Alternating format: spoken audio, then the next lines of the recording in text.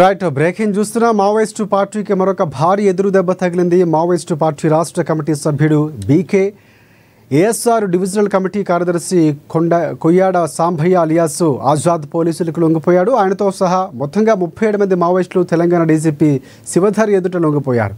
ఈ మేరకు వీరి లొంగుబాటులో ఇవాళ హైదరాబాద్లో డీజీపీ మీడియా సమావేశాన్ని ఏర్పాటు చేసి అధికారికంగా ప్రకటించారు.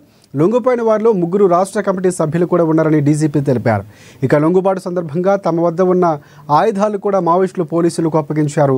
మావోయిస్టుల వద్ద నుంచి 303 రైఫిల్స్, G3 రైఫిల్స్, అలాగే SLRలు, AK-47 రైఫిల్స్, భారీగా బెల్టులు స్వాధీనం చేసుకున్నట్టు తెలుస్తుంది. లొంగిపోయినటువంటి మావోయిస్టులకు రివార్డు నగదుతో పాటుగా మరికొన్ని వెసులుబాట్లు కూడా కల్పిస్తామని డీజీపీ ఇప్పటికే వెల్లడించారు. కాగా ఏఓబీ ప్రాంతంలో మావోయిస్టు పార్టీ నిర్మాణంలో ఆజాద్ ఒక కీలక పాత్రను పోషించారు. ఇదే అంశానికి సంబంధించి పూర్తి అప్డేట్స్ అందించేందుకు మా ప్రతినిధి హరీష్ మనకు లైవ్లో సిద్ధంగా ఉన్నారు. హరీష్, చెప్పండి, పూర్తి అప్డేట్స్ ఏంటి? మొన్న హెడ్మా మరణం తర్వాత పూర్తి స్థాయిలో లొంగిపోట్లు కొనసాగుతున్నటువంటి సందర్భం కనిపిస్తుంది మావోయిస్టులకు సంబంధించి. ఈరోజు లొంగిపోయిన వాళ్ళు ఎవరెవరు కీలకంగా కనిపిస్తున్నారు? పూర్తి అప్డేట్స్ ఏంటి? ఏదైతే వచ్చే మార్చి నాటికి మావోయిస్టులకు సంబంధించి కూడా ఏరువేత ఉండబోతున్నట్టుగా కూడా కేంద్ర ప్రభుత్వం ప్రకటిస్తుంది. ఆ దిశగా కూడా ఇప్పుడు ఆ కార్యక్రమం కూడా స్పీడప్ చేసిన నేపథ్యంలో ఆపరేషన్ సాగర్ లో భాగంగా మావోయిస్టులకు సంబంధించి లొంగుబాటు కావచ్చు, మరోవైపు పూర్తిగా వాటిని ఏదైతే అంతమొంచడం కొనసాగుతున్న నేపథ్యం అయితే కనిపిస్తుంది. ఈ రోజు మావోయిస్టు పార్టీకి సంబంధించి కూడా పెద్ద ఎదురుదెబ్బ కలిగిందని చెప్పొచ్చు. దాదాపు 37 మందికి సంబంధించి కూడా కీలకమైన రాష్ట్ర కమిటీ సభ్యులు దాంట్లో ఉన్నారు. వాటితో పాటుగా మొత్తం 37 మంది మావోయిస్టులు ఇక లొంగిపోయారు. ఈ రోజు సంబంధించి కూడా వారికి సంబంధించిన వివరాలు రాష్ట్ర సెక్రటరీ డీజీపీ శివధర్ రెడ్డి వెల్లడించడం జరిగింది. ప్రధానంగా 37 మందికి సంబంధించి కూడా కీలకమైన మావోయిస్టులు అని చెప్పొచ్చు.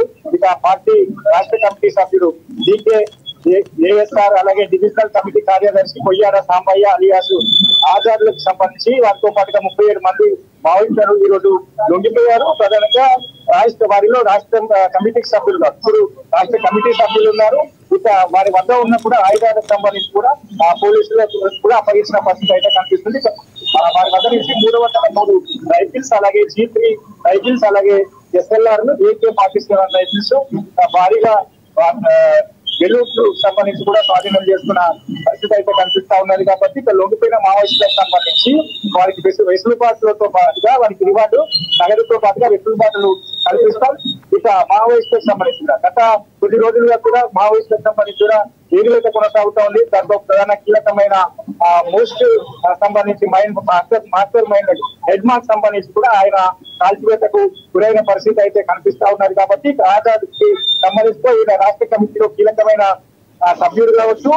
తాము ఆజాద్ కి సంబంధించి తమ పార్టీ చెప్తే లొంగిపోయామని కూడా ఆయన స్పష్టం చేసిన పరిస్థితి అయితే కనిపిస్తా ఉన్నది. ఇక జనజీవ సమాధిలోకి రావాలని మావోయిస్టు పార్టీలకు ఏదైతే ఆయన పిలుపునిచ్చిన పరిస్థితి అయితే ఉంది. ఇక ప్రధానంగా గత కొద్ది రోజులుగా కూడా మావోయిస్టులకు సంబంధించిన ఏరువేత కొనసాగుతుంది, ఆపరేషన్ సాగర్ కొనసాగుతుంది. దీంట్లో ఈ రోజు 37 మందిలో ఇక ఆజాద్ కావచ్చు, మరికొంతమంది ఏఎస్ఆర్ కావచ్చు, వీళ్ళు కీలకమైన సంబంధించిన వారికి సంబంధించి వీరు పోలీసుల అమరవీరుల దినోత్సవం సీఎం రేవంత్ రెడ్డి ఏదైతే పిలుపునిచ్చారో జనజీవ స్రవంతిలోకి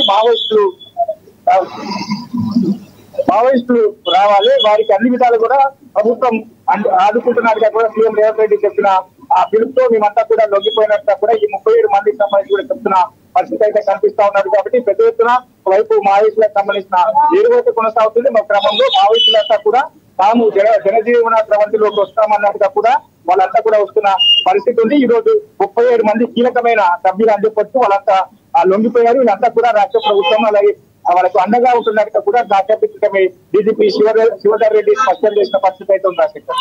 రైట్ హరీష్, ఒకటంటే గతంలో కొన్నిసార్లు లెఫ్ట్ పార్టీలు కానీ లేకపోతే కాంగ్రెస్ పార్టీ కూడా చర్చలు జరపాలి మావోయిస్టులతో శాంతి భద్రతల విషయంలో కానీ, లేకపోతే వారికి ఏవైతే మరణాలు సంభవిస్తున్నాయో అవి మానవ సమాజానికి అంత మంచిది కానటువంటి వ్యాఖ్యలు కూడా చేసినటువంటి సందర్భాలు ఉన్నాయి. సో ఇప్పుడు హిడ్మా మరణంకు సంబంధించి కూడా కొన్ని లేఖ విడుదల చేసినటువంటి సందర్భం కనిపిస్తుంది.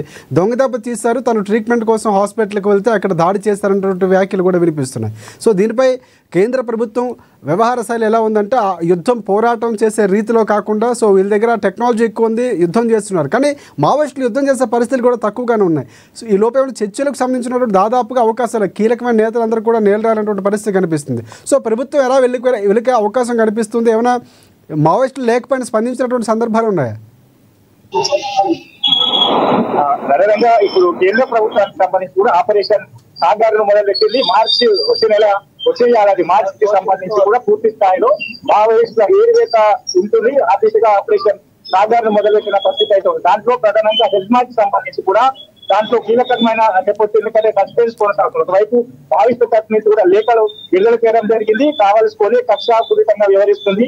ఏదైతే హెజ్మాకి సంబంధించి కూడా ఆయనను ట్రీట్మెంట్ కోసం పిలిచి ఏదైతే కాన్ఫరెన్స్ జరపాలన్నది కూడా తెలుస్తున్న పరిస్థితి అయితే కనిపిస్తా ఉంది. దాంతో పాటుగా ఇప్పుడు కాంగ్రెస్ పార్టీకి సంబంధించి సీఎం రేవంత్ రెడ్డి పిలుపు మేరకే ఆపరేషన్ ఏదైతే మావోయిస్టులకు సంబంధించి కూడా లొంగుబాటు కొనసాగుతా ఉన్నది. జనజీవన సమంతిలోకి వారంతా కూడా నేరుగా స్వయంగా వస్తున్న పరిస్థితి అయితే ఉంది. మొత్తంగా ఈ ఏదైతే మావోయిస్టుల ఏరియాకి సంబంధించి కూడా ఇప్పుడు రాష్ట్ర ఏదైతే కాంగ్రెస్ సంబంధించి కూడా ఈ వ్యవహార శైలి బాగా లేదు. ఎవరైతే లొంగిపోవడానికి వచ్చిరో వాళ్ళపైన కావాల్సుకునే వాళ్ళని కిల్ చేస్తా ఉన్నారు, వాళ్ళని చంపేస్తా ఉన్నట్టుగా కూడా ప్రధానమైన ఆరోపణలు చేస్తుంది. దీనిపైన కావచ్చు, అలాగే ఆ లేఖ పైన కూడా ఇప్పటి వరకు కేంద్ర ప్రభుత్వం కానీ ఇతర బీజేపీ నేతలు కానీ దీనిపైన ఇప్పటి వరకు స్పందించిన పరిస్థితి అయితే ఉంది. రాజశేఖర్ రైట్, ఫైనల్గా అంటే ఆపరేషన్ కగార్ ఏదైతే కేంద్రం ఒక డెడ్ లైన్ పెట్టుకుందో దాన్ని దాదాపుగా అందుకున్నట్లు అనుకోవచ్చు, సక్సెస్ అయింది అనుకోవచ్చు. పూర్తిగా మావోయిస్టులు ఇక్కడ మరికొంతమంది కూడా చేరికలు ఉండబోతున్నాయి, జనజీవన శ్రాంతిలో కలిసిపోయే అవకాశాలు ఉన్నాయి అనుకోవచ్చు.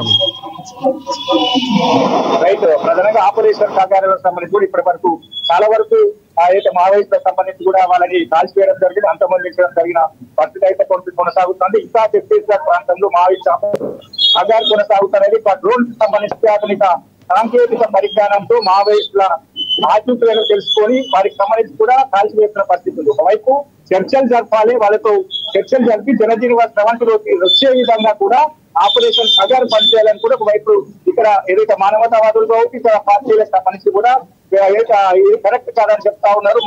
మావోయిస్టులకు సంబంధించి కూడా వారితో లొంగుబాటుకు సంబంధించి కూడా దిశగా చర్చలు చేసిన తర్వాత వారిని జనజీవన స్రవంతిలోకి కలుపుకోవాలి. కానీ ఇక కష్టపూరితంగా ఒకేసారిగా ఇక కాల్పులు జరపడం కరెక్ట్ కాదని కూడా వాళ్ళు పార్టీలు కావచ్చు ఇతర మానవతా సంఘాలకు సంబంధించి కూడా డిమాండ్ చేస్తున్న పరిస్థితి అయితే కనిపిస్తా ఉన్నది. ఇప్పటి వరకు ఈ రోజు 37 మంది ఒకేసారిగా లొంగిపోవడంతో పాటు మొన్న సంబంధించి కొంతమంది లొంగిపోయారు, మరికొంతమంది కూడా ఇక్కడ లొంగుబాటుకు వచ్చేందుకు కూడా అవకాశాలు అయితే కనిపిస్తున్నాయి. కొంతమంది నేరుగా వస్తున్నారు, కొంతమంది హెల్త్ ఇష్యూ పరంగా కూడా లొంగిపోయేందుకు వస్తున్న పరిస్థితి ఉంది. స్వయంగా ఈ రోజు వచ్చిన ఈ 37 మంది సీఎం రేవంత్ ఏదైతే జనజీవన స్రవంతిలోకి రావాలి, తాను అన్ని విధాల అండగా ఉంటుంది, ప్రభుత్వానికి సంబంధించి కూడా మిమ్మల్ని ఆదుకుంటుంది అన్నట్టుగా కూడా పిలుపు మేరకైతే మేము 37 మంది వచ్చాము. మిగతా మనకి కూడా మరికొంతమంది మావోయిస్టులు వచ్చే అవకాశాలు అయితే కనిపిస్తా ఉన్నాయి. Rajasekhar right, thanks for updates Harish.